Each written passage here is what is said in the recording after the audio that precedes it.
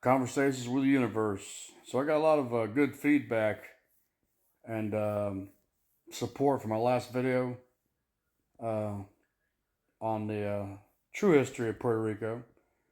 And let's make another one. This time, specifically about Pedro Albizu Campos.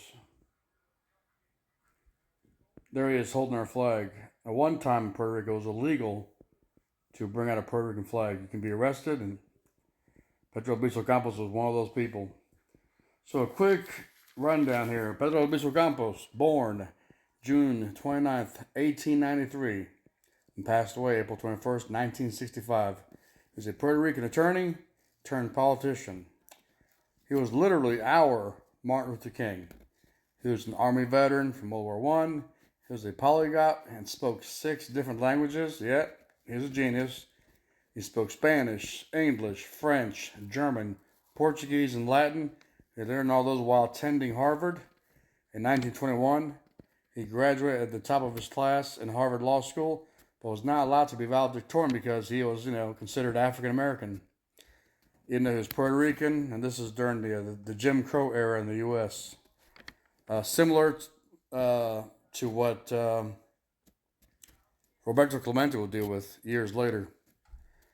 So, yeah, he was not allowed to be the valedictorian, which means pretty much the valedictorian is the highest scoring academically gifted student for that class and gives the delivery goodbye speech pretty much. And he didn't have that, opportunity because of racism in the U.S. He turned down a Gucci DC job after graduation and decided to go to Puerto Rico to pick up the fight for independence. Even though he's a trained attorney and a lawyer, he was known as El Maestro, which became his nickname, the teacher. He was so knowledgeable about, everything. The 1930s, he was a organizer of the Puerto Rican Nationalist Party. Gandhi was one of his heroes because he loved his nonviolent approach to peaceful protests, and, that didn't always happen in Puerto Rico at all. He was also imprisoned for 26 years for flying our flag and was wrongfully arrested and treated as a terrorist because of the Puerto Rico Nationalist Party, and also tortured by prison guards with radiation poisoning for years. And that's a whole different other story there. Sadly, in 1965, he was terminally ill by that point, and he was released on house arrest, just enough time to let him die outside of prison. What else? So the biggest takeaway from this is that there's a phenomenal book right there, The War Against All Puerto Ricans, written by Nelson A. Dennis in 2015, that outlines the Puerto Rican Revolution from the 1950s through now, through all the atrocities that happened. You can get it on Amazon, you can get it on Audible, and listen to a phenomenal book. So if you ever read any book on Puerto Rico, read War Against All Puerto Ricans. A couple of side notes that this book does cover. March 21st, 1937, the Ponce Massacre. Ponce is also where Pedro Albizu Campos is from and born. In March 21st, 1937, Campos was leading a peaceful march, and the governor didn't like that, and the insular police opened fire and killed up to 19 people. There was never accountability or justice for this. It was just the Ponce Massacre. October 31st, 1950, the U.S. bombed its own people due to the Jayuya y Tuado uprisings, pretty much our Taino communities in the middle of Puerto Rico. But once again, the United States took harsh action and bombed and shot at our own people, killing dozens of people. Once again, Pedro Albizu Campos was arrested once again there.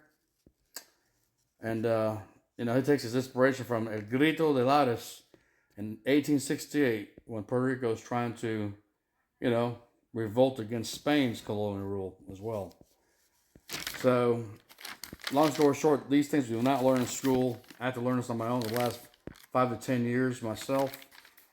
And how misinformed are we? For example, when you hear about the African slave trade, you only hear about the Atlantic slave trade and how the U.S. is bad and how we're culpable and systemically racist. And there's some truth to that in history, but also the slave trade, for example, is something we're not taught about.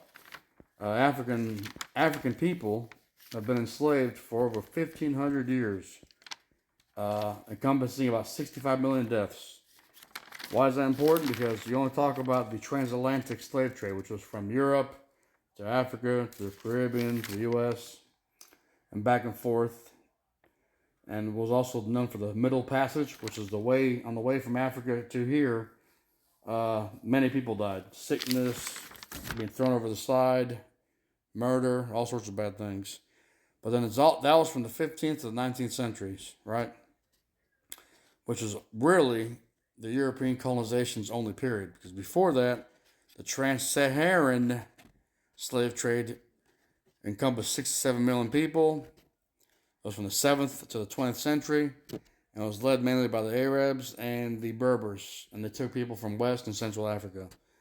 Also, at the same time, the Indian Ocean slave trade was taking people from East Africa and moved them to other Arab countries, Persia, India, etc. So, in a nutshell, the Trans-Saharan and the Indian Ocean were Muslim-led slave trades hundreds of years before Europe started the slave trade in the 15th century. So, just a little history lesson there of the things that they don't tell us. And ultimately, the slave trade numbers by themselves are about 35 million people were enslaved, but within that, they can at least double the number to about 65 million people that were affected, because at least half of those were killed in transit to and from. So, hey, do your research, watch a couple of documentaries on Pedro Albizu Campos, and check out War Against All Puerto Ricans. Phenomenal, phenomenal book.